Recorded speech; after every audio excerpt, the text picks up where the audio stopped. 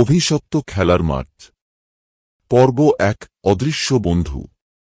কুঞ্জনগর গ্রামে একটা পুরনো খেলার মাঠ ছিল।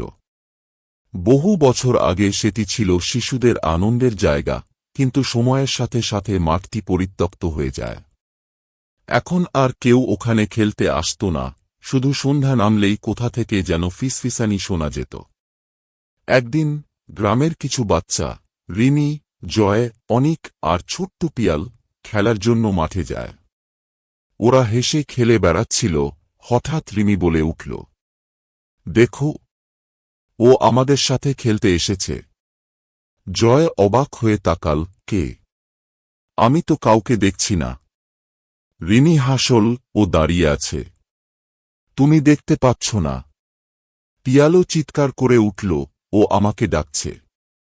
আমার সাথে লুকোচুরি খেলবে বলছে।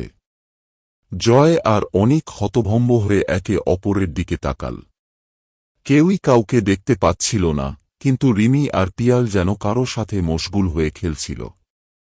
হঠাৎ একটা শীতল বাতাস বইতে লাগল, আর দূরে ঝোপের মাঝে একটা ছায়ামূর্তি দেখা গেল।